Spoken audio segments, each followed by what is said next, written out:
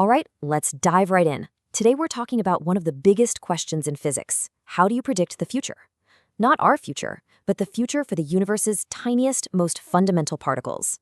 And let me tell you, that question takes us on a wild ride from our everyday world straight into the bizarre, mind-bending realm of quantum mechanics. Predicting the future sounds like something out of science fiction, doesn't it? But here's the thing. In the big, clunky world that we see around us, we actually do it all the time. It's almost easy. I mean, think about a baseball. If you know how fast you throw it, the angle, a little bit about gravity, you can map out its entire flight path with amazing accuracy. Classical physics hands us this beautiful, single, predictable arc. No surprises. But what happens when we shrink down, way, way down? What if we swap that baseball for a single, tiny electron? Well, this is where all those neat, tidy rules get thrown right out the window. For an electron, there is no single, certain path. It's just gone. The second it starts its journey, its future isn't a line, it's a blurry cloud of possibilities. Certainty just vanishes, and it's replaced by sheer probability. And that, right there, is a huge problem to solve. So yeah, that's what we can call the quantum prediction problem. How in the world are you supposed to describe a particle's motion when you literally can't know for sure where it's going? The physicists who first tackled this had to invent a completely new way of thinking about reality itself. And this slide just nails the difference. On one side, you've got the classical world, our world of baseballs, full of certainty, one definite path. We always know where something is. But then you jump over to the quantum world. Suddenly, it's all about probability. It's not about one path, it's about all possible paths combined. We can only talk about where a particle might be. Okay, so to crack this problem, we're going to need a new tool. If we can't pin down a particle's exact location, what can we describe? Well, we can describe its cloud of possibilities. And to do that, physicists came up with something called the wave function. The best way to think about the wave function is like a weather map for a particle, right? It doesn't tell you exactly where a single raindrop is falling right now, but it shows you all the areas where it's super likely to be raining and where it's not. It's a beautiful map of pure probability. And this is what it looks like when physicists write it down. Now, don't let the symbols freak you out.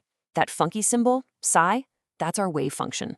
And you can see it depends on x for position and t for time.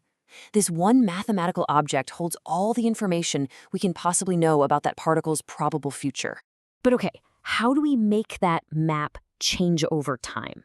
How do we take the weather forecast for right now and turn it into the forecast for tomorrow or the next second? Well, for that, you need a kind of quantum time machine. And that machine has a name, the propagator. So this is the key. The propagator is the set of instructions, the mathematical recipe that tells the wave function how to move forward through time. It literally propagates the present state into the future state. It was the absolute game changer they needed. Now, this equation might look a little dense, but the idea behind it is just so elegant. On the right, you've got the wave function right now, at time t0. You feed it into this mathematical machine, this integral, which has the propagator, k, inside. And what pops out on the left? The brand new wave function at some later time t. It's an engine for predicting quantum probabilities. So let's just break that down one more time. It's a simple process. Step 1. You take the particle's state now, its wave function. Step 2, you apply the propagator, which is just the rules for how it changes.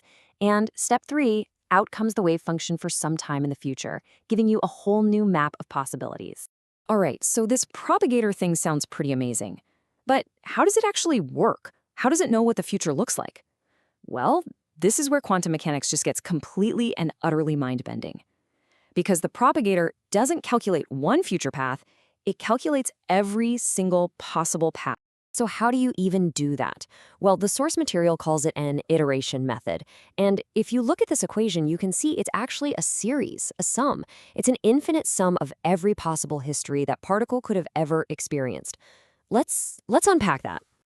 So the very first term in that giant sum is the simplest one you can imagine. It's the possibility that the particle just travels from point A to point B totally undisturbed. A nice, clean, straight shot. Easy enough. But then you add the next term. What if its journey isn't so simple? What if, along the way, it interacts with some energy field and gets kicked off course just once before continuing on? Well, we have to calculate the probability of that path and add it to our sum. And you can probably see where this is going. We just keep going. The next term calculates the probability that it gets kicked twice, the one after that 3 times. And you do this for every possible number of interactions, at every possible point in space and time. The propagator is literally the sum of all of these infinite possible histories. And look, this isn't just me using a wild analogy. The source text says it right there, plain as day. The solution is found using this iteration method.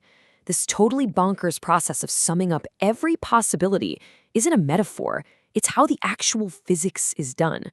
So at this point, you're probably thinking, okay, that is incredibly abstract. Why on earth would anyone go through the trouble of summing up an infinite number of paths? Well, because the number you get at the end of all that work, it's one of the most powerful and important results in all of science.